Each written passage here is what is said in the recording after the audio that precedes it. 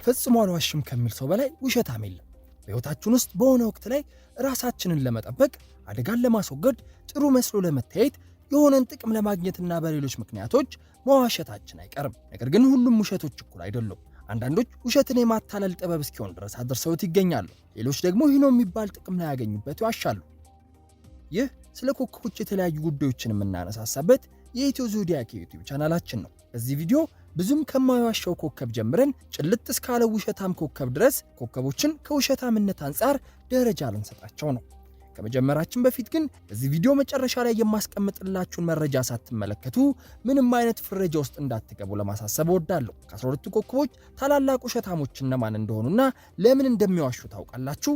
የእያንዳንዱን ኮከብ የውሸት ክህሎትና ለምን እንደሚዋሹ ጠለቅ ብለን እንመለከታለን። ቪዲዮውን ለመመልከት ከወሰናችሁ ላይክ በማድረግ ጀምሩት።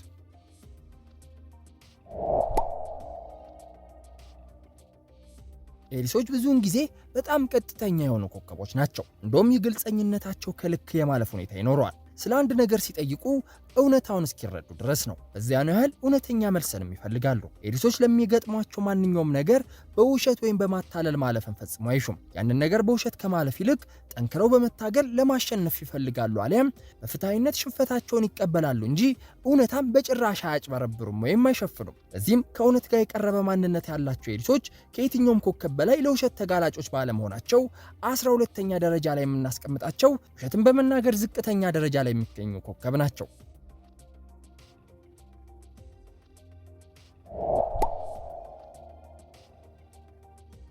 ቪርጎች የተግባር ሰው ናቸው። ስሜታዊነት የነሱ ባህሪ አይደለም። በሌሎች ሰዎች ግፊት አንድም የሚያደርጉት ነገር አይኖርም። በዚህ ምክንያት ቪርጎች የውሸታምነት ባህሪን መላበስ ፈጽሞ ምቾት የሚሰማቸው አይደሉም። ታማኝነት አንደኛው ሕይወታቸውን የሚመሩበት መሰረታዊ እምነታቸው ነው። ስለዚህም በውሸታምነት የመፈረጅ እድላቸው ዝቅተኛ የሆኑ 11ኛ ደረጃ ላይ የምናስቀምጣቸው ኮከብ ናቸው።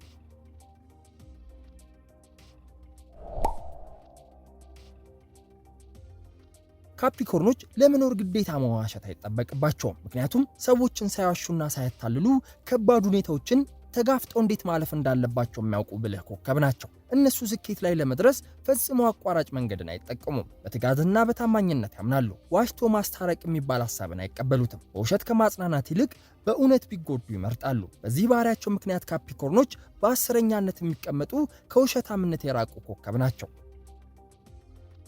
አንዳንድ ግንኙነቶች ወደፊት እንዳይራመዱ የሚያደርጓቸው ምክንያቶች ውስጥ አንዱ ባህሪ ለባህሪ አለመግባባት ነው። እኛ የሰው ልጆች እጅግ ብዙና የተለያየ ማንነት ነው ያለን። ታዲያ የሌሎችን ጸባይ እንዴት ማወቅ እንችላለን? አንደኛው መንገድ ሰዎችን ከኮከቦች አንጻር ማጥናት ነው። ይህ ቪዲዮ ሰዎች ከኮከባቸው በሚያገኙት ባህሪ መሰረት አምርረው ስለሚጠሉት ነገር የተመለከትንበት ነው። ከዚህ ቪዲዮ በኋላ እንድትመለከቱት ልጋብዛችሁ። ቪዲዮውን በኤንድ ስክሪን እንዲሁም በኮሜንትና ዲስክሪፕሽን ቦታዎች ላይ በማስቀምጥላችሁ ሊንክ ማግኘት ትችላላችሁ።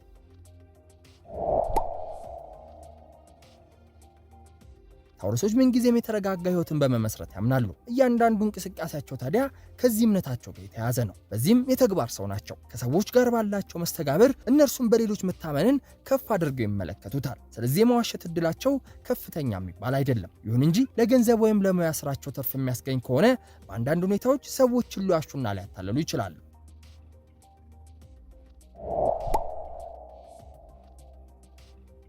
ፓይሰሶች ብዙውን ጊዜ ምናባዊ ኮከብ ናቸው። ይህም የፈጠራ ነገሮች ላይ ጎበዝ እንዲሆኑ ያደርጋቸዋል። አስተሳሰባቸው ራሳቸው በፈጠሩት ድንቅ ዓለማቸው ላይ መሰረት ያደረገ ነው። ቀን ከሌት ይህችን ዓለም ትተው በምናብ ተጉዘው እዛው ላይ ነው የሚያሳልፉት። ያ የህልምና የቅዠት ዓለማቸው ደግሞ የፈጠራዎቻቸው ምንጭ ነው። ያ አብዛኛው ማንነታቸውን የሚቆጣጠረው የእነሱ ብቻ ዓለም ታዲያ ለሌሎች የማይታይና የማይገባ አይነት ነው። ስለዚህ ፓይሰሶች ከሌሎች ሰዎች ጋር በሚኖራቸው ግንኙነት እንደ ውሸታም ይቆጠራሉ።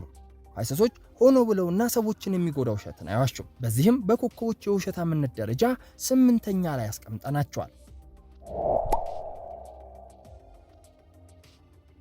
ካንሰሮች በተፈጥሮ ውሸታሞች አይደሉም። ሆኖም ግን በጣም ስሜታዊ መሆናቸውን ነገር ችላ ልንለው የማይገባ ነገር ነው። የስሜታዊነታቸው አንድን ሁኔታ ወይም ክስተት በራሳቸው መንገድ እንዲተርኩ ያደርጋቸዋል። በዚህም የችኩልና የአንድ ወገን ትረካቸው ምክንያት ካንሰሮች እንደ ውሸታም ይቆጠራሉ። ስሜታዊና ችኩል መሆናቸው የነገሮችን ሁኔታ ስለሚያዛባ በኮከቦች የውሸታምነት ደረጃ 7ኛ ላይ ያስቀምጣቸዋል። አንድ ነገር እንዳትሞክሩ ወይም ሞክራችሁ እንዳይሳካላችሁ ለሚያደርጋችሁ ነገር እንደ ምክንያት የምትሰጡት ነገር ምንድነው? ወደ ራሳችሁ ትመለከታላችሁ ወይስ ጣታችሁን ወደ ሌሎች ትጠቁማላችሁ? ይህ ቪዲዮ የራሳችሁን ደካማ ጎን ማወቅ ለምትፈልጉ ብቻ የተዘጋጀ ነው። የእያንዳንዱ ኮከቦችን ደካማ ጎኖች ዳሰንበታል። ቪዲዮውን በኤንድ ስክሪን እንዲሁም በኮሜንትና ዲስክሪፕሽን ቦታዎች ላይ በማስቀምጥላችሁ ሊንክ ማግኘት ትችላላችሁ።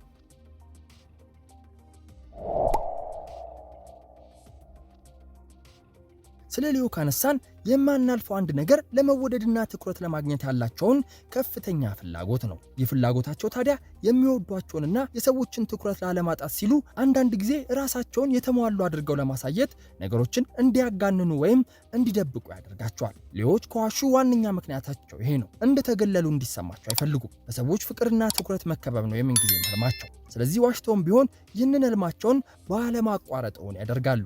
ሊዮዎች በኮከቦች የውሸታምነት ደረጃ 6ኛ ላይ የሚቀመጡ ኮከብ ናቸው።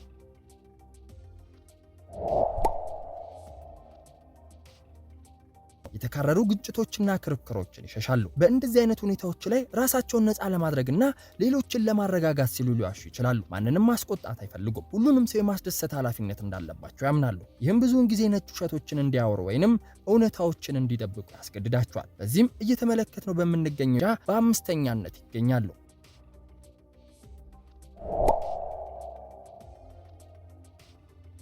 ሳጁታሪሶች ህይወታቸው በአድቬንቸሮች የተሞላ ነው። የተለያዩ ጀብዶዎችን በመፈጸም የዕለት ተዕለት ደስታቸውን ያገኛሉ። ሌሎች ሰዎችን በክህሎቶቻቸው መማረክ ይወዳሉ። ይህም ታሪኮቻቸውንና ልምዶቻቸውን አስበውና አጋነው እንዲናገሩ ሊያደርጋቸው ይችላል። በዚህም ምክንያት ከ12ቱ ኮከቦች ሳጁታሪሶች በ4ኝነት የሚቀመጡ ውሸታም ኮከቦች ናቸው።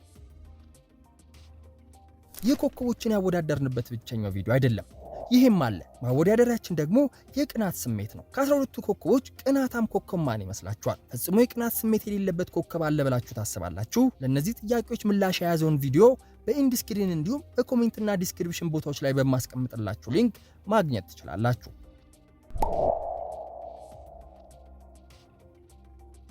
ሶስተኛው ውሸታም ኮከብ ላይ ደርሰናል። የሚያሸልም ቢሆን በውሸት የናስ ሜዳሊያ አንገቱ ላይ የሚጠለቅለት ኮከብ አኳሪስ ነው። አኳሪሶች ክርክርን ይወዳሉ። በተለይ ነገሩ አእምሯዊ ብልሃትን የሚጠይቅ ከሆነ ብልህ የሆነ ጭንቅላታቸው እንዴት ማታለል እንዳለበት እንደሚያውቅ ስለሚተማመኑ ይመቻቸዋል። ነፃና አመፀኛ ባህሪያቸው እውነትን ከነርሱ እምነትና አጀንዳ ጋር እንዲስማማ ለማድረግ ያግዛቸዋል። በዚህም ለውሸት እጅግ ቅርብ የሆኑ ኮከብ ያደርጋቸዋል።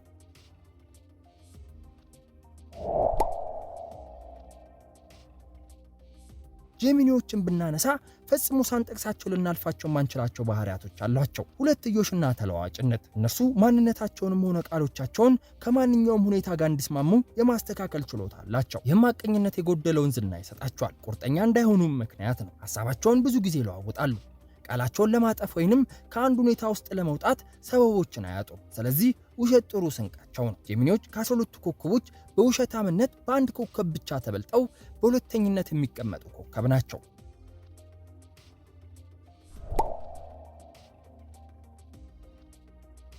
በውሸት ደረጃ አንደኛ በመውጣት በአንገቱ የወርቅ ሜዳሊያ የሚጠለቅለትና በእጆቹ ዋንጫውን ከፍ የሚያደርገው ኮከብ ስኮርፒዮ ነው። ሰዎችን ለመቆጣጠር ያላቸው ከፍተኛ ፍላጎትና ሚስጥራዊነት ነው። እነሱ ስለ ሌሎች ሰዎች ጥልቅ መረጃ አላቸው። ታዲያ ይህንን መረጃ ለሚፈልጉት ዓላማ እስኪጠቀሙበት ድረስ በሚስጥር ያስቀምጡታል። ጊዜው ሲደርስ ታዲያ ሰዎችን እንዲቆጣጠሩ ለሚያስችላቸው ሁኔታ የያዙትን መረጃ ዘወር አድርገው ይጠቀሙበታል። በተጨማሪም ስኮርፒዮዎች በስሜት ሕዋሶቻቸውና በማስተዋል ችሎታቸው ይታወቃሉ። ይህም ለሌሎች ስውር የሆኑ ምልክቶችን በመረዳት ለጥቅማቸው እንዲያውሉ እንዲጠቀሙበት ያስችላቸዋል።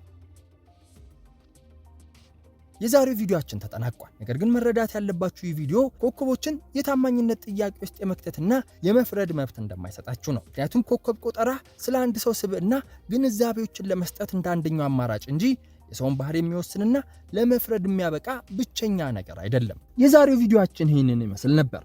ከወደዳችሁትና ጠቃሚ መረጃዎችን ካገኛችሁበት ላይክ በማድረግ አሳዩኝ። ሐሳብ አስተያየቶቻችሁን ኮሜንት ላይ ማስቀመጥ ትችላላችሁ። ለቻናሉ አዲስ ከሆናችሁ ሰብስክራይብ በማድረግ ስለ ኮከቦች ለየት ያለ መረጃን ያገኙ።